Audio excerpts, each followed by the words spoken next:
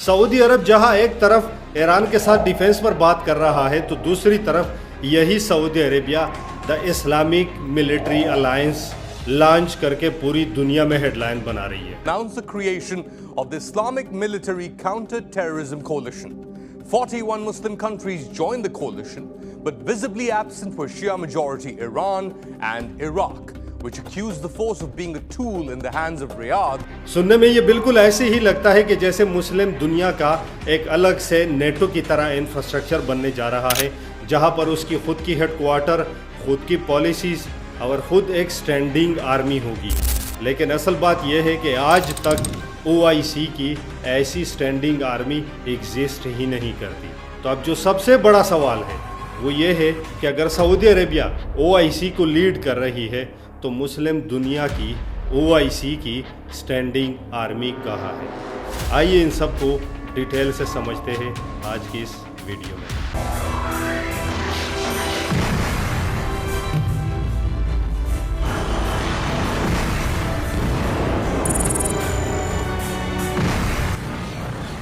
अस्सलाम वालेकुम दोस्तों,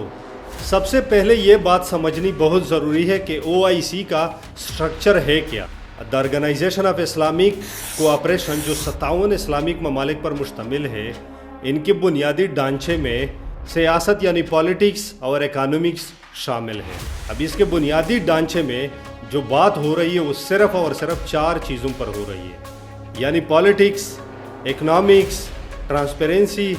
और ह्यूमन राइट्स। अब इसके चार्टर में कहीं पर भी कलेक्टिव डिफेंस यानी मुश्तरका दिफा का जिक्र नहीं है, बल्कि सिर्फ और सिर्फ डिप्लोमेसी और डायलॉग के थ्रू ही अपना स्टांस साबित करना ही है। तो अब सवाल ये उठता है कि अगर OIC के चार्टर में कलेक्टिव डिफेंस का जिक्र ही नहीं है तो फिर स्टैंडिंग आर्मी रखने का सवाल कहाँ से उठता है। लेकिन असल मसला तब आता है कि जब न्यूज़ के हेडलाइन और हकीकत में बहुत ज़्यादा फ़र्क हो। 2015 में सऊदी अरब ने जब Islamic military counter terrorism coalition का ऐलान किया तो उसके ऐलान शुद्ध मकासद में काउंटर टेररिज्म कोऑर्डिनेशन शामिल थी, यानी दुश्मन के ख़िलाफ़ इंटेलिजेंस और साथ में अपनी कैपेबिलिटी बिल्ड करना था। लेकिन जिस तरह द वाशिंगटन इंस्टीट्यूट ने अपनी रिपोर्ट में लिखा कि अपनी फ़ौज भेजने की बजाय ज़्यादातर ममालिक ने सिर्फ सियासी सपोर्ट या फिर महदूद इंटेलिजेंस सपोर्ट फराहम की। लेकिन इस कोलिशन ने शुरुआत में जॉइंट मिलिट्री एक्सरसाइजेज भी कंडक्ट किए, यानी 2016 और 2017 के दौरान रियाज और इस्लामाबाद में कुछ जॉइंट एक्सरसाइज भी कंडक्ट हुए, प्रेस कॉन्फ्रेंसेस भी हुई, जिसको अरब मीडिया ने बहुत कवर भी किया। मगर नेटो स्टाइल की मुत्तहिद और फ़ौरन डिप्लॉय होने वाली फोर्स कभी भी सामने नहीं आई। ये पैटर्न वाज़ेह करता है कि ऐलानात तो बहुत बड़े बड़े होते हैं, लेकिन हकीकत बहुत ही ज़्यादा पेचीदा होती है समझना। 2024 के कुछ वाक़यात इस रवैये को और भी मजबूत बना देते हैं, यानी सऊदी अरब का रवैया भी बायलैटरल या फिर छोटा सा मल्टीलैटरल ही रहा है, यानी पाकिस्तान और सऊदी अरब के दरमियान मुश्तरका फ़ौजी ड्रिल्स इसकी वाज़ेह मिसाल है। 2023 से लेकर 2025 तक पाकिस्तान और सऊदी अरब के दरमियान बहुत ज़्यादा मिलिट्री एक्सरसाइजेज हुई। मिसाल के तौर पर नसीमुल बहर या फिर अल शमसान जैसे नेवल और लैंड एक्सरसाइजेज, जिसका मकसद था काउंटर टेररिज्म या इंटरऑपरेटिबिलिटी। लेकिन यहाँ पर यह बात करनी बहुत ज़रूरी है कि अगर ये OIC वाइड कोई ऑपरेशन होती या एक्सरसाइजेज होती या OIC के लिए एक जॉइंट मिलिट्री कमांड तश्कील देने की तैयारी होती तो ज़ाहिर सी बात है कि OIC की तरफ से कोई ना कोई इशूड स्टेटमेंट ज़रूर आती। अब यहाँ पर एक और वाक़या भी है जिसका जिक्र करना बहुत ज़रूरी है कि 10 नवंबर 2024 को Saudi chief of staff defence जब तेहरान पहुँच जाता है यानी ईरान, तो वहाँ पर आला सतह की गुफ्तगू होती है सिर्फ डिफेंस के हवाले से। अगर OIC के हवाले से कोई इशू पर बात करनी होती तो वो भी उसके प्रेस रिलीज़ में आ जाती, क्योंकि ऐसी कोई भी चीज़ रियूटर्स ने रिपोर्ट नहीं की। अब यहाँ पर भी यही पैटर्न देखने को मिलती है کہ جب بات ڈیفنس اور سیکیورٹی کی آتی ہو تو ریاستیں اپنے محدود شرکاء کے ساتھ مل کر اپنی قومی مفادات ملا دیتی ہے۔ اب یہی رویہ ثابت کرتا ہے کہ سعودی عرب کی لیڈرشپ ہونے کے باوجود، یعنی سعودی عرب کا OIC کو لیڈ کرنے کے باوجود ملٹری انٹیگریشن ہمیشہ محدود اور ٹارگیٹڈ ہی رہی ہے۔ اور یہی بات کچھ پالیسی اینالسٹ بھی زیر غور لاتے ہیں کہ ریاض یعنی سعودی عرب کی سیاست چند با اختیار اتحادیوں تک ہی محدود رہتی ہے، نہ کہ ایک مشترک اور ایک OIC کی جائنٹ ملٹری سسٹم تک۔ لیکن اگر ہم اس ساری سینیریو کو اور بھی گہرائی سے دیکھنے کی کوشش کریں تو سب سے بڑا اور پہلا مسئلہ جو آتا ہے وہ ہے ملک کی خود مختاری، یعنی ہر ملک اپنی فوج کو قومی شناخت اور اپنی آزادی کا مرکزی حصہ سمجھتی ہے۔ اب OIC کے چارٹر میں کلیکٹیو ڈیفنس کا کلاز نہ ہونے کی وجہ سے کسی بھی ملک کے لیے سیاسی طور پر اپنی فوج کی ہوم کنٹری کی کمانڈ کو چھوڑنا ناممکن ہو جاتا ہے۔ جنگ، پاور یا پھر ڈیولپمنٹ کسی بھی حکومت کے حساس اختیارات میں سے ایک اختیار ہوتا ہے، اور یہی اختیار ملٹی لیٹرل سیکریٹریٹ کو دینا بہت زیادہ ممالک کے لیے قابل قبول نہیں ہوگا۔ اور یہی پرابلم صرف OIC میں نہیں بلکہ بہت زیادہ ریجنل تجربات میں بھی واضح طور پر سامنے آتی ہے۔ اب جو دوسرا سب سے اہم پہلو ہے وہ ہے ڈائیورجن تھریٹ پرسیپشن، یعنی ہر ایک ملک اپنا الگ سیکیورٹی لینس رکھتا ہے۔ مثال کے طور پر نارتھ افریقہ میں موروکو اور الجیریا جو ساحلی بغاوت ہی اپنے وجود کے لیے سب سے بڑا تھریٹ سمجھتی ہے، اور ساتھ میں اسی طرح گلف مونارکیز زیادہ تر ایران کا ریاستی انفلوئنس اور اسٹریٹ آف ہارموز پر زیادہ توجہ دیتی ہے، اور اسی طرح انڈونیشیا اور ملیشیا زیادہ تر ڈومیسٹک ایکسٹریمزم اور ساؤتھ چائنا سی کے مسائل پر زیادہ توجہ دیتے ہیں۔ اب ان ڈیفرنٹ ترجیحات کے باوجود ایک unified threat conception, security threat conception بنانا تقریباً ناممکن ہے۔ گلوبل ایکس کا لیگل اوور ویو بار بار اس بات کو ہائی لائٹ کرتی ہے کہ بنا ایک کامن سیکیورٹی تھریٹ کے جو سب کے لیے ہو، ایک کمبائن ملٹری ہیڈ کوارٹر یا کمانڈ بنانا چل ہی نہیں سکتا۔ اب جو تیسری سب سے بڑی رکاوٹ ہے وہ ہے کمانڈ اینڈ لاجسٹک کا، یعنی ایکسٹینڈنگ فورس کے لیے صرف فوجی ہی کافی نہیں ہوتے بلکہ بہت زیادہ پیسہ، ایک کمانڈ، پالیسیز اور رولز بھی بہت زیادہ ضروری ہے۔ مثال کے طور پر اسٹیٹس آف فورس ایگریمنٹ، یعنی وہ فوجی جہاں پر وہ تعینات ہو ان کے حقوق کا خیال رکھنا۔ اب ذرا سوچئے کہ 57 ممالک کے ساتھ الگ الگ سے اس طرح کا ایگریمنٹ کرنا ایک ایڈمنسٹریٹو نائٹ میئر بن سکتا ہے۔ دا گارڈین کے انالیسس کے مطابق 2015 میں عرب لیگ جائنٹ فورس پروجیکٹ بھی اسی سیاسی بد اعتمادی اور ایک کلیکٹیو آبجیکٹیو نہ ہونے کی وجہ سے بند ہونا پڑا، یعنی سب ممالک کا ایک ہی آبجیکٹیو نہیں تھی، ایک ہی سیکیورٹی تھریٹ ان کو نہیں تھی، بلکہ ڈیفرنٹ ترجیحات کی وجہ سے ان کو یہ پروجیکٹ بند کرنا پڑا۔ اب جو چوتھا اور آخری سب سے بڑا مسئلہ ہے وہ ہے ایکسٹرنل الائنس، یعنی بہت سے OIC ممالک پہلے سے ہی ایسٹ یا پھر ویسٹ کے ساتھ سیکیورٹی معاہدوں میں اپنے آپ کو انوالو کر چکی ہے۔ مثال کے طور پر کویت، بحرین اور قطر، جہاں پر آلریڈی امریکہ کے فوجی بیسز موجود ہیں، یعنی امریکہ کے ساتھ فوجی معاہدوں میں آلریڈی وہ اپنے آپ کو انوالو کر چکی ہے۔ اگر ہم بات کریں موروکو اور ایجپٹ کی تو وہ آلریڈی نیٹو کے ساتھ ڈیفینس تعلقات بنا چکی ہے، اور پاکستان اور ترکی آلریڈی رشیا اور چائنا کے ساتھ ڈیفینس معاہدے کر چکی ہے۔ تو اب ذرا سوچے کہ اگر کوئی بھی ملک OIC کا ممبر جو ایکسٹرنل الائنسز بھی رکھتی ہو، وہ اگر OIC کی کوئی ایسی مشن جہاں پہ فوجی بھیجنے پڑے یا ڈیفینس کا ایسا معاہدہ ہو، تو وہ ضرور یہ سوچنے پر مجبور ہوگا کہ کیا یہ الائنس یا یہ معاہدے جو OIC کے ساتھ کر رہے، کیا وہ اس کے ایکسٹرنل الائنسز کو خفا یا ناراض تو نہیں کر رہے، یا اس معاہدوں پر کوئی ایفیکٹ تو نہیں پڑ رہا۔ اس لیے سب سے زیادہ ایڈ ہاک یا پھر बायलैटरल डिप्लोमेसी बहुत ज़्यादा पसंद की जाती है।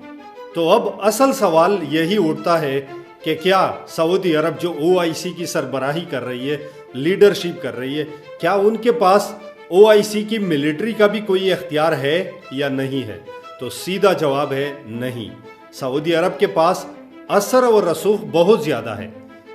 लेकिन इख्तियार कुछ भी नहीं है। इख्तियार और असर में बहुत ज़्यादा फ़र्क होता है। सऊदी अरब ज़्यादा से ज़्यादा समिट का अहतमाम या फिर पैसों का इंतज़ाम या फिर एजेंडा तैयार करना, ये सब कर सकता है, लेकिन मिलिट्री इख्तियार उसके पास नहीं है। रियाज यानी सऊदी अरेबिया ज़्यादातर मुंतखब हिमायत यानी सेलेक्टिव पेट्रोनेज पर ही मबनी है। IMCTC जैसे ढांचे इसलिए काम कर रहे क्योंकि रियाज सिर्फ उन ममालिक को या इन साथियों को ही अपने साथ रखती है जो कि सियासी तौर पर उनके साथ हमाहंग हो। वाशिंगटन इंस्टीट्यूट के एनालिस्ट भी यही बात लिखते हैं कि रियाज यानी सऊदी अरेबिया को वही कोलिशन बनाना ही पसंद है जिसकी मरकज़ सिर्फ और सिर्फ रियाज हो, यानी फैसले उनके हाथ में और उनके पास ही हो रहे हो। अब यहाँ पर यह बात भी माननी पड़ेगी कि IMCTC यानी Islamic military counter terrorism coalition सिर्फ एक सिंबॉलिक मंसूबा नहीं था, बल्कि इसने काउंटर टेररिज्म को टैकल करने के लिए तरबियत भी ली, बल्कि साथ में इंतहा पसंदी के बयानिए को शिकस्त देने के लिए अजलासिस भी तलब किए। लेकिन एक चीज़ जो मिसिंग थी वो थी एक कलेक्टिव आर्मी जो खुद से काम करे और 57 ममालिक की एक मुश्तरका आर्मी हो जैसे कि नेटो। लेकिन इसके पीछे एक नहीं, दो नहीं, बल्कि कई वजूहात हैं, जिसमें सर फहरिस्त ये कि उसके मेन ढांचे में कलेक्टिव डिफेंस का जिक्र ही नहीं आता। नंबर दूसरा इख्तियारी मसले मसाइल, और नंबर तीसरा एक कलेक्टिव थ्रेट पर्सपेक्टिव, यानी हर मुल्क का हर कंट्री का एक अलग तरजीह, अलग सिक्योरिटी लेंस है और कलेक्टिव कोई भी थ्रेट इसको नहीं है। और नंबर फोर्थ पे बदएतमादी, और नंबर फिफ्थ पे सबसे बड़ी एक्सटर्नल अलायंस, जिसकी वजह से सऊदी लीडरशिप OIC को एक मुस्तकिल फ़ौज और एक बड़ी 57 ममालिक की मुश्तरका फ़ौज में तब्दील करने के हवाले से फ़िलहाल नाकाम रही। अब सबसे बड़ा सवाल यह है कि क्या OIC आर्मी बना भी सकती है या नहीं बना सकती। तो अगर हम मुस्तकबिल की तरफ देखें तो ये बात कहना गलत होगा कि OIC कभी आर्मी ही नहीं बना सकती। तारीख गवाह है कि ग्लोबल या रीजनल इदारे कभी भी अपना रियल फ्रेमवर्क एडॉप्ट कर सकती है। मिसाल के तौर पर पहला केस तो ये हो सकता है कि अगर OIC को आर्मी अडॉप्ट करनी होगी तो सबसे पहला जो अप्रोच होगा वो मिनिमल अप्रोच होगा। यानी मिसाल के तौर पर वो 57 ममालिक को ये कह दे कि भाई आपने एक लिमिटेड फ़ौज और लिमिटेड रिसोर्सेज दे के एक कलेक्टिव आर्मी की शुरुआत करते हैं। अब अगर इसी तरह होता है तो सबसे पहले वो या एक लिमिटेड आर्मी या फिर एक सिविल फोर्स जमा कर सकती है, जहाँ पर हर एक मुल्क से सिर्फ एक लिमिटेड रिसोर्स और लिमिटेड फ़ौजी ले सकते हैं। और ये मॉडल यूनाइटेड नेशन में बहुत अरसे से चल के आ रहा है, जहाँ पे एक मुल्क एक फ़ौजी दस्ते देकर एक मिशन पर भेज देते हैं। और यही चीज़ और यही मॉडल सियासी तौर पर ये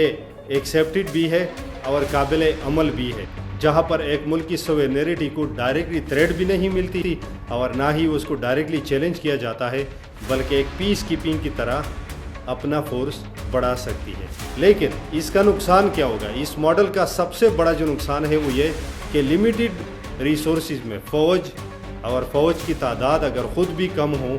तो ये अपना असल काम करने की बजाय सिर्फ़ और सिर्फ दिखावा ही करेंगे। दूसरा और सबसे इफ़ेक्टिव सिनेरियो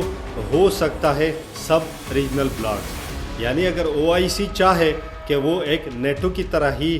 फ़ौज रखे तो सब रीजनल ब्लॉक्स ही सबसे इफ़ेक्टिव वे हो सकता है। मिसाल के तौर पर OIC के अंदर वो ममालिक जो अफ्रीका के बर-ए-आज़म में रहते हैं,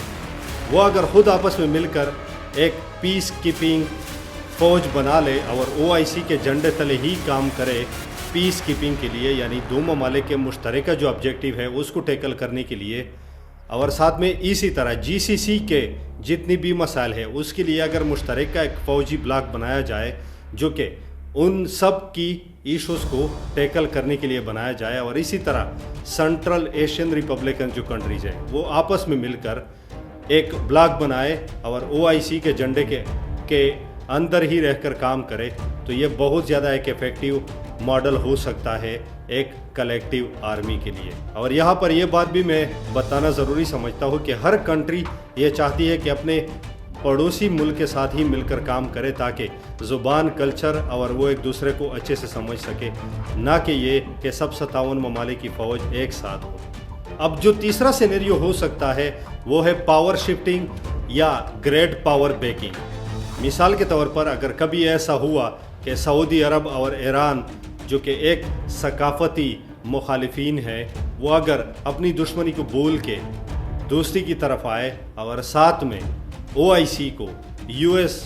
یا پھر رشیا یا پھر چائنا یعنی کسی بڑی پاور کی طرف سے ایک کلی حمایت مل جائے ایک میشن کے لیے اپنی آرمی رکھنے کا،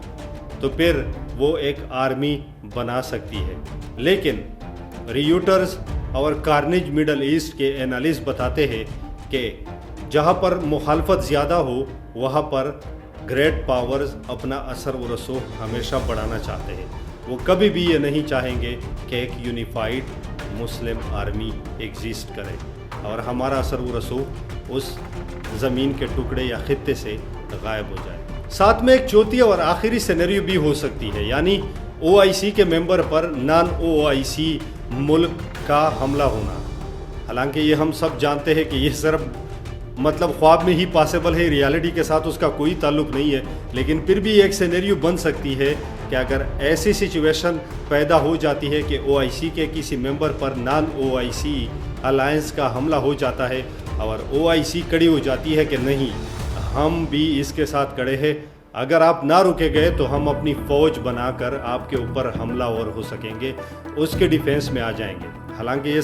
سب کو پتہ ہے کہ یہ نہ ہونے والا ہے اور نہ ہی کبھی ہوگا، لیکن یہ بھی ایک اسپیشل سینیریو ہو سکتی ہے۔ لیکن اس کی کاسٹ ہر OIC ممبر کنٹری جانتی ہے کہ نہ صرف پیسوں کے حوالے سے، نہ ہی سیاست کے حوالے سے، بلکہ اخلاقی حوالے سے بھی بہت بڑی قیمت ادا کرنی پڑے گی۔ سینیریو کوئی بھی ہو، سب سے ایفیکٹو وہی ہوگا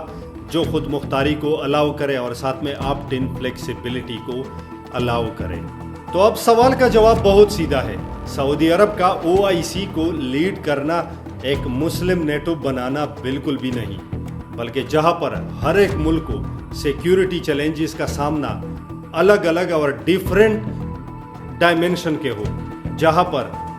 سیاسی اور حکمرانی چیلنجز ہر ایک ملک کو الگ الگ سے ہو، جہاں پر جیوگرافیکل لوکیشن ہر ایک کنٹری کو الگ الگ ہو، جہاں پر ہر کنٹری کو تھریٹ الگ الگ صورت میں ملی ہو، وہاں پر کلیکٹیو آرمی بننا نیچرلی پاسبل بھی نہیں۔ لیکن یہاں پر میں آپ لوگوں سے ڈائریکٹلی پوچھنا چاہتا ہوں کہ کیا خیال ہے آپ لوگوں کا کہ آنے والے وقت میں کوئی ایسا حادثہ ہو سکتا ہے جو OIC کو کمپیل کرے ایک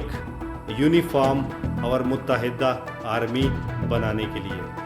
کمنٹ میں ضرور اپنے رائے سے آگاہ کیجیے اور ویڈیو دیکھنے کا بہت بہت شکریہ۔